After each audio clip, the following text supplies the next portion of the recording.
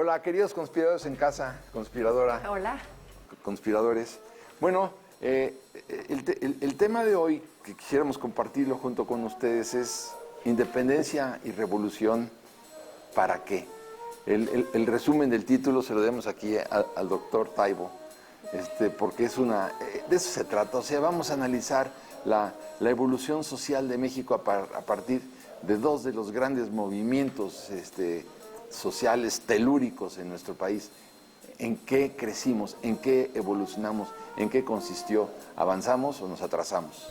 Claro, Paco, y en últimas fechas se ha escuchado mucho, yo he leído mucho. ¿Realmente somos independientes? Yo creo que sí, pero bueno, es una pregunta que viene muy a cuento porque el hombre que está en Siqueiro sin rostro, ¿ya tenemos rostro los mexicanos? Gran pregunta. Hablemos de la segunda, de la primera y la tercera transformación.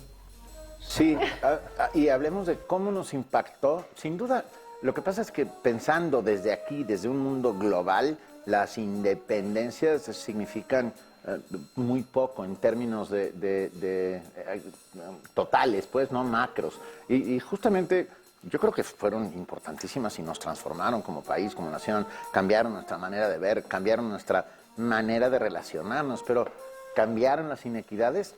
Discutamos eso. Discutamos. Ese es el tema. Sí, salud.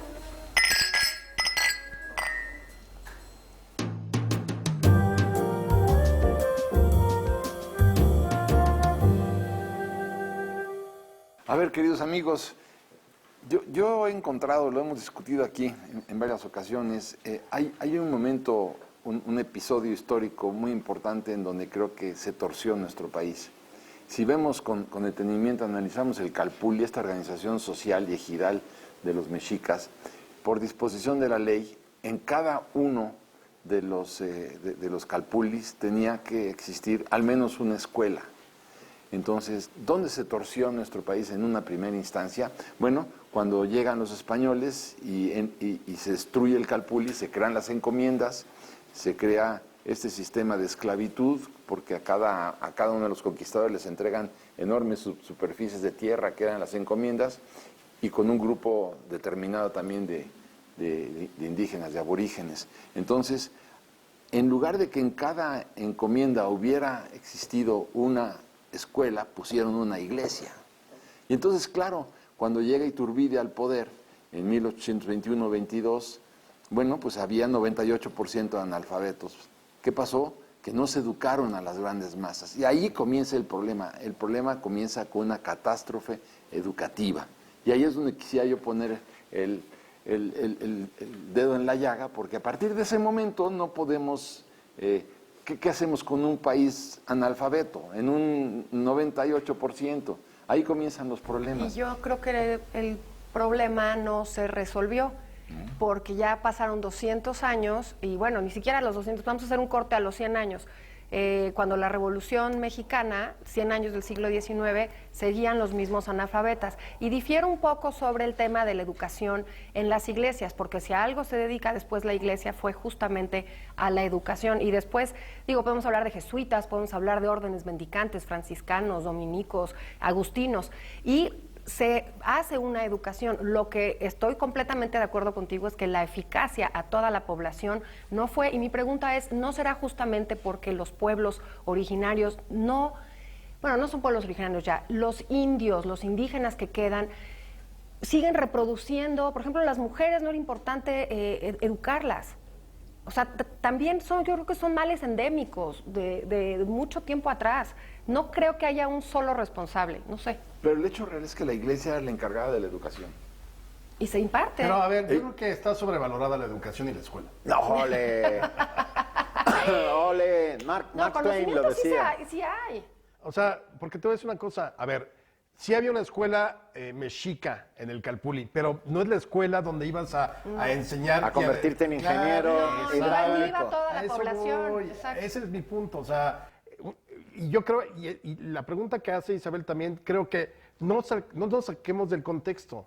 La idea de lo de la educación hoy en día o de la escuela es totalmente distinta de lo que fue en el México prehispánico, en el México colonial, que realmente no había un interés en el asunto de la educación como la conocemos hoy. La educación formal. Exactamente. era para ciertas Las élites. escuelas exacto, élites, los indios caciques, porque, o sea, hubo para los indígenas, claro que hubo, pero generalmente para los caciques no es de, vamos, caminito de la escuela. De cri-cri, no, era para una élite. Con sus piedras de obsidiana.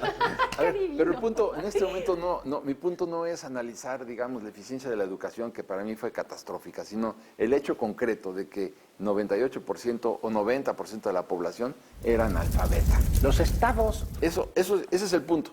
los estados y los estados opresores, los estados patriarcales, los estados hegemónicos, todos ellos no les importa que las poblaciones estén educadas. Al revés, cuanto menos educación hay mayor fórmulas de sometimiento. Correcto. Claro, porque No, además pero- el mundo, Pero en el mundo Pero entero, si lo que queremos es hablar de la evolución social de este país, bueno, un ingrediente fundamental es la educación. Sí, pero bueno, como y la parte- educación fracasó después de 300 años del virreinato. No, pero Pero espérame. más 200 del Bueno, Exacto. ahí voy, allá voy. Hasta hoy sigue Claro, fracasada. Claro. Sí, sigue fracasada. Ahora, Bueno, claro, pero ese es el punto. Y los procesos históricos no nos Claro. los podemos brincar, porque No. una ilustración que le dice al hombre, todos deben de educarse, todos deben de entender, leer, conocer la ciencia, eso es muy posterior, eso no era para la... Esa es una idea del siglo XIX. Claro, Eso, claro. O sea, absolutamente. totalmente O sea, el finales del conocimiento es 18. poder. Claro, entonces no podemos poner ese molde ni en el México prehispánico, ni incluso en el virreinal, porque el orden era el del mundo. El conocimiento estaba en manos de los frailes en la iglesia y en algunas élites se reproducían. Perdón, el conocimiento y la riqueza. Sí. Y partamos de esa base. Ahí me gusta de, más, de sí. de la inequidad social que sigue permeando en nuestra sociedad. Punto. O sea, México las históricamente brechas. ha sido un país desigual. Sí. No ha sido un país pobre, ha sido un país también empobrecido. Que eso creo que también define mucho porque, Claro. o sea, Por la ineptitud nunca de sus fuimos gobernantes. el acuerdo de la abundancia, pero teníamos litorales y tierra suficiente como para poder producir. y oro, crear- y plata, petróleo, y y climas. Aún Claro. incluso, Todo lo que quieras, hombre. claro, o sea, de que hemos tenido elementos para hacer un país distinto, claro. El problema, y yo creo que tendríamos que encontrar la clave, que yo creo que nadie la ha encontrado todavía, es porque invariablemente llegue un sistema, llegue un gobierno, llegue otro, llegue un régimen, cambia, sube, baja, al final el resultado es el mismo. Ya fuera con la República, con el Imperio de Iturbide, que además duró nada, ya fuera con el México virreinal, ya fuera con los liberales, ya fuera con el porfiriato, al final, o sea, tienes destellos de algún tipo de crecimiento económico y estabilidad, pero al final seguimos siendo el mismo país desigual que nació en 1521. Claro. No. ¿No crees que una manera de combatir la desigualdad es a través de la educación? A ver, cuando tú ves los niveles educativos de otros países y ves cómo hay un paralelismo entre el conocimiento, la educación y el PIB, entonces verás, queda claro cómo a mayor educación, mayor bienestar social. Para mí, esta es una verdad de Aquilo. Bueno, y estoy dispuesto a discutirlo con ustedes, pero yo creo que la educación fracasó. Bueno, A ver, claro, eso es lo ideal, una sociedad Sí. lo ideal y que además en el mundo están funcionando en muchas partes del mundo, evidentemente. La educación como un elemento de movilidad social. En México se implementa, porque además no podemos decir que todo fue un fracaso en la época virreinal, que no hubo éxito económico. Hay empresas exitosísimas, fue un virreinato muy rico. Después con el México independiente rompimos esas formas más fáciles de tener una economía sana, porque además nos peleamos con la metrópoli. Ningún territorio, ninguna colonia, ningún virreinato en el mundo lo rompe. Nos fuimos por la mala. Y además, una cosa que sí creo que es de nuestra cultura, y además díganme si estoy mal, corrupción. No rendimiento de cuentas, hacer trampa, el que ya llegué y entonces a los demás les pongo la pata. ¿Por qué tenemos esa idiosincrasia de no salir todos adelante? Es muy sencilla la respuesta, porque nunca hemos tenido un Estado de Derecho. A ver, si hubiera habido un Estado de Derecho en este país, las cosas hubieran sido completamente distintas, porque hubiera habido consecuencias, pero aquí no hay consecuencias para nadie, nunca, y aquí sálvese el que pueda. Pero yo te diría que desde el virreinato, porque antes, si estudias el sistema de aplicación de la justicia en los mexicas era de una severidad tremenda y los conceptos éticos eran verdaderamente muy rigurosos. Entonces, y no es que yo esté haciendo una apología del México precolombino. No, yo creo que la estás haciendo. ¿Tú crees? pero creo, a ver, entonces vuelvo a lo mismo. Cuando finalmente largamos a punta de bayonetazos a Porfirio Díaz y lo aventamos en el Ipiranga, 85% de los mexicanos ya ni leer ni escribir. A ver, ¿a dónde vamos con un país de analfabetos de hace un siglo? Porque largamos al tirano apenas en 1911. Bueno, O sea, pero el Estado mexicano postrevolucionario hizo toda una cruzada. Está Vasconcelos, está la SEP, está... ya. Y la movilidad social se dio. El problema fue que no todo fue bueno. Se dio solamente en una... Uno. Y dos, capa. con un partido monolítico, sin democracia, con mucha corrupción. O sea, los males alrededor de esa educación, que sí, yo conozco gente que tuvo movilidad social por el estudiar en el siglo XX, que además, ¿qué podemos decir ahora de eso? Todavía esos programas son vigentes. Pero, Después de un siglo. Pero hay gente que tuvo movilidad social sin estudiar. También. Porque era buena para el negocio desde muy chico. No sé, a lo que voy es que si tú centras todo en la idea yo creo que hay una idealización de la educación, ¿no? Como la panacea, yo creo que no. O sea, yo creo que, y peor tantito, en un país como este donde siempre ha habido instrucción, no educación.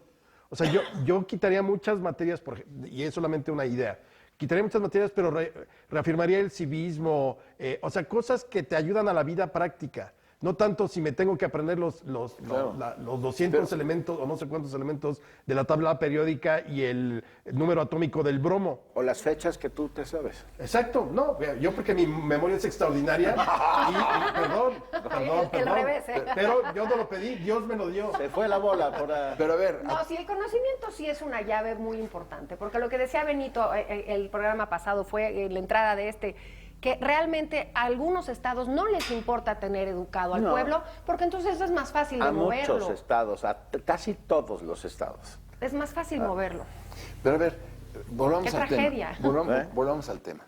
A partir de la independencia, ¿se acabó la concentración de la riqueza? No. No. A partir de la independencia, bueno, pues es mi punto, a partir de no se acabó el problema de la concentración y no hubo tampoco un bienestar social masivo. Entonces, y además tampoco se expandió la educación. O sea, ¿qué logramos finalmente en términos sociales a partir de la independencia? Ese es el tema. Bueno, primero ponernos de acuerdo cómo iba a ser el gobierno. Ponernos de acuerdo en que las guerras, en las invasiones, fue un siglo muy complicado, muy complejo. complicado. Pero el siglo XX era la gran oportunidad. Pero la independencia, ¿qué? Porque yo sí quiero, a mí sí me encantaría, voy a hacer una idealización, ¿no? Sí me hubiera gustado que a partir de la independencia, pues sí, la sociedad ya independiente, la sociedad construyera escuelas, construyera universidades, pero no una, no dos, no tres, sino que realmente se pusiera atención en eso y que también se pusiera atención en la generación de la riqueza. Pero ¿qué pasó? Que los nuevos criollos eran los hijos de los españoles que habían hecho la vida aquí en los últimos Y que 300 habían años. heredado lo que Y tenían. heredan, estos son los nuevos criollos, Pero ahora ya no que se llaman también eran ya los españoles. mexicanos. Pero Claro, los porque criollos ya eran ustedes son mexicanos. mexicanos Ya, arraigados pero- con identidad y con Pero amor bueno, por pero esto. concentraron la riqueza y concentraron la educación y siguió, a ver, se acabó Se el reprodujo el mismo modelo virreinal. bueno, pues ahí está. Y entonces, pero eso fue una decisión de esas generaciones. Pero lo que te quiero decir es que si mi preocupación, bueno, nuestra preocupación es el bienestar social, pues tampoco se dio después de la independencia. Pero es la nuestra, no la de ellos. O sea, quiero decir, lo estamos viendo Sí, traslapada claro. en Ahí el sí. tiempo y en el espacio. Bueno, pues ahí está. O sea, la concentración de la riqueza es la concentración del poder y la concentración del conocimiento es la concentración del poder. Así de fácil. Así de O sea, fácil. yo creo que hay un fracaso histórico en México, absolutamente. Bueno, a eso me... O sea, México es un estado fracasado en muchos sentidos. Quizá puedas decir, ay, qué linda la comida, la gastronomía, bla, bla, bla, el arte, la cultura, muy bien, pero en términos de sociales, somos un estado totalmente fracasado. Bueno, Porque como no creaste, para empezar, una sociedad, ahí sí, que cuando menos fueran lectores, que supieran leer y escribir, pero que fueran lectores... Convencidos. No me refiero. Me refiero a que entiendan lectura de comprensión, porque de nada te sirve tener el 100% de tu población que sabe leer y Alfabetizada. escribir si el No 50 entiende. no entiende. No entiende, Claro. claro. Oye, y una parte muy importante de un Estado que es que su dinero sea soberano con su dinero, los impuestos, la recaudación de los impuestos. Sí somos independientes porque nuestra hacienda es nuestra desde el minuto uno, con muchas deudas, con muy mala administración, pero también ese es un tema cultural nuestro. Una hacienda pobre, son pobres los proyectos, entonces no alcanza a permear, no hay movilidad, no hay educación. Es que, ¿sabes qué? Es un desastre este país. Pero también, Bueno, yo me pongo a pensar que No, los pero- impuestos, porque eso te da una independencia y una soberanía Pero yo no fundamentales. creo, es más, yo creo que ni siquiera la discusión está si somos o no independientes y soberanos. No, no, es que hay mucha gente que te lo pregunta. punto. No, sí, obvio.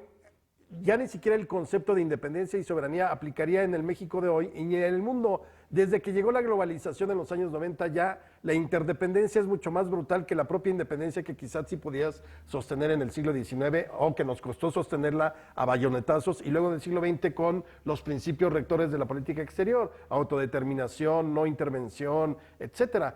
Pero el hecho es que, independientemente del concepto, es adentro donde las transformaciones fracasaron. Sí. Las grandes transformaciones de México fracasaron en muchos sentidos. Hay cosas rescatables, claro, el Estado laico, la independencia en La su primer expropiación momento. petrolera. O sea, cosas muy concretas. La Constitución del 17 me parece que es un gran logro de la revolución. Sin Sin lugar a duda. dudas. El problema es que luego había un régimen que La desvirtúa. ignoraba la Sí. Constitución. Venga. Sí. Bueno, No, ya terminamos un bloque.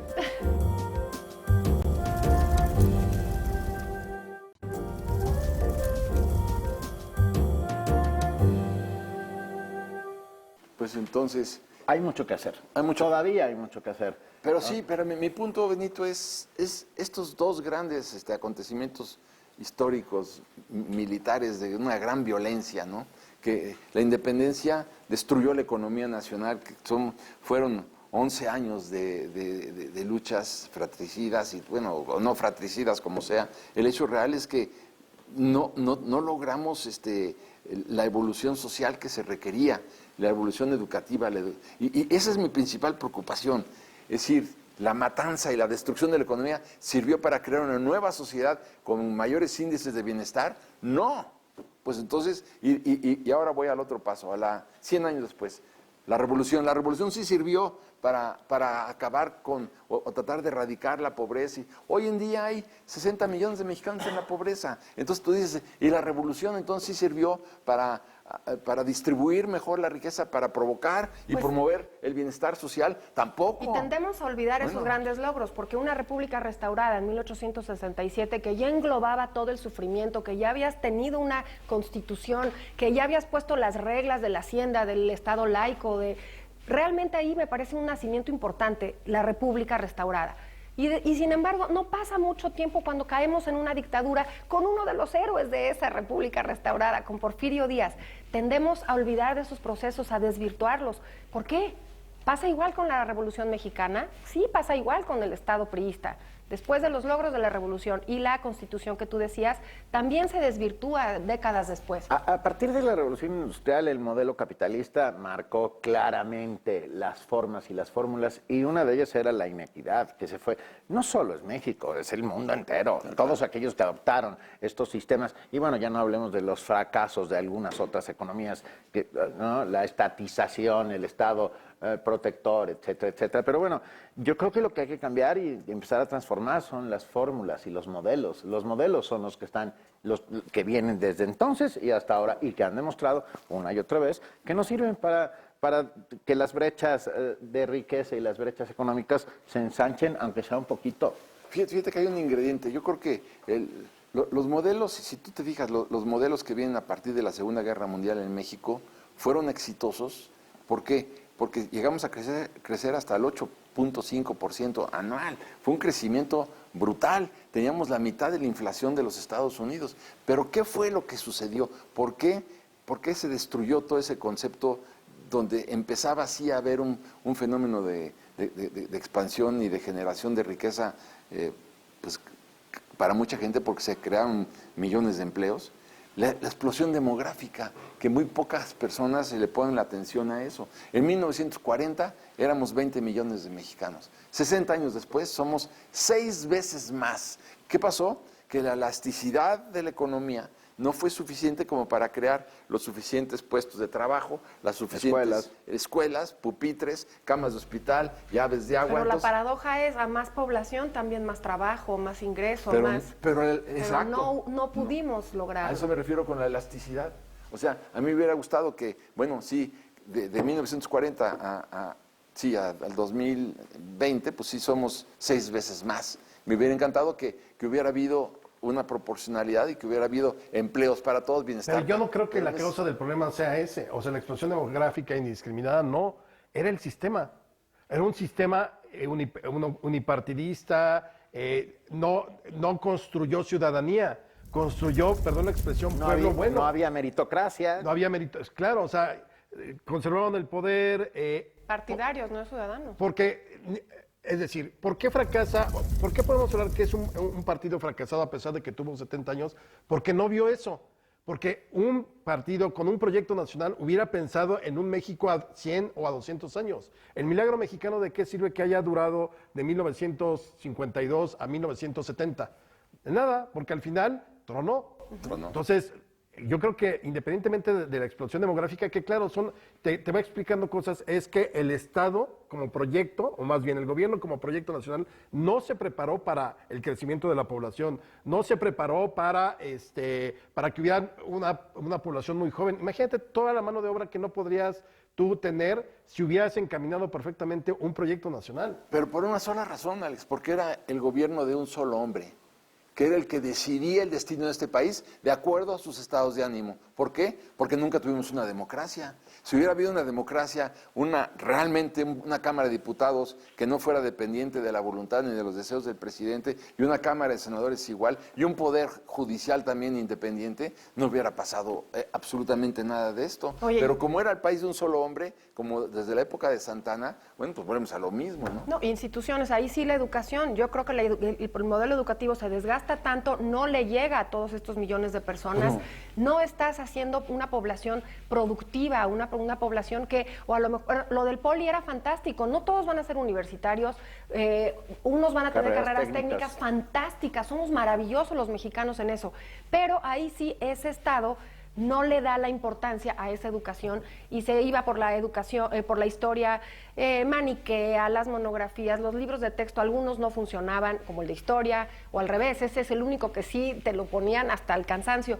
¿Por qué hoy en día son temas no resueltos? No, y ahí claro. sí la educación me parece un tema importante. Estos estados que tú decías, Benito, los modelos económicos, hay modelos en el mundo que sí funcionan y la educación es una médula espinal de esos modelos. Sí. Podemos llegar a una conclusión diciendo a lo mejor que cuando ha habido estallidos de la violencia, lo que se ha traducido es en atraso. Sí, Sí. pero yo iría a una conclusión que a mí me parece mucho más grave y que siempre me ha gustado como recalcar. Los momentos de mayor crecimiento económico, estabilidad social y índices bajos de Son las delincuencia posguerras. fueron con los regímenes más autoritarios que hemos tenido. Sí, El pero eso- priismo y el porfirismo. Pero, Y es terrible porque, por ejemplo, ahorita estamos viviendo el peor momento de violencia en un Estado que debería ser funcional, porque es el Estado más democrático, o es el momento de la historia mexicana más democrático, de mayor participación ciudadana, más institucional, con todos los bemoles que hay. Y sin embargo es uno de los peores desde hace 12 años en términos de inseguridad, y ya no digas de crecimiento económico. Esa es la gran tragedia mexicana. Claro. Tu mejor momento en términos de crecimiento, no de desarrollo, porque obviamente no hubo una distribución de la riqueza adecuada, pero el milagro mexicano se dio en el priismo duro, la paz social se dio en el priismo duro, la estabilidad política se dio en el priismo duro, igual que en el porfiriato. Pero al final las cuentas se pagan, porque todos los Chile- cambios sociales pasaron por esos 70 años de priismo duro. O sea, quiero decir, lo que hay que... me quedé pensando en las economías de posguerra, en los planes Marshall, por ejemplo, ¿no? Como Japón resurgió de sus cenizas y se convirtió en la potencia que es hoy, como Alemania se convirtió en lo Bueno, que es hoy. Singapur sin guerra. ¿Por qué no nos aplicaron a nosotros el plan Marshall, que además éramos aliados? O sea, no hubo este vecino Porque se le hubiera quedado la Pero a clase mí me política de la parece lana. pero Alejandro, ¿no crees que de ahí la está vía la clave. autoritaria nos ha ido muy mal? Porque además tiene un tufo a lo que pasó en Chile. O sea, al final pagas la cuenta porque no es democrático, porque no es real. Yo creo que ya eso de los autoritarismos a rajatabla, ya vimos en la historia que no funcionan. no funcionan a la larga. Pero a ver, lo que tú decías, Alex, Ni a la corta. si por ejemplo nos hubieran aplicado un plan Marshall, este plan Marshall que fue la ayuda, 50,000 millones de dólares que le dio Estados Unidos a sus aliados en Europa después de la Segunda Guerra Mundial, si hubiera habido un plan Marshall aquí en México, tú dices, pues no hubiera funcionado porque se lo hubieran robado los politicotes del PRI. Y yo estoy de acuerdo contigo, pero entonces volvemos al mismo punto. No hemos tenido un Estado de Derecho. Y si no tenemos Estado de Derecho, entonces, claro que todo se desvanece como papel mojado, pero necesitamos que haya un Estado de Derecho que no se ha dado nunca. A ver, es que esa es la gran desesperación. Porque a las clases políticas no les ha interesado. Pues no. Ni tampoco educar en eso. O sea, ¿Y qué parte juega la sociedad en eso? La clase política, estoy de Sí, acuerdo. ¿Y la muy sociedad que importante. es inocente? o sea, somos un país que nos gusta ser justicieros, no aplicar la justicia. Sí. Y yo no soy un defensor ni mucho menos de la dictadura ni de los autoritarismos. Más te vale. Pero es un hecho, tristemente, es en la un historia hecho, de México, sí. aquí funcionó mejor el porfiriato en sus 30 años, crecimiento económico, ferrocarriles, telégrafos, sí, no desarrollo. No desarrollan Sí, ni al las final. clases, ni la clase. Pero- Lo que dices Claro. es muy cierto, Ve, pero al y final luego no. del PRI también. Ya, Ve la seguía concentración, habiendo la esclavitud. concentración de la riqueza en el porfiriato. Adiós. No acabamos con el tema. Salud.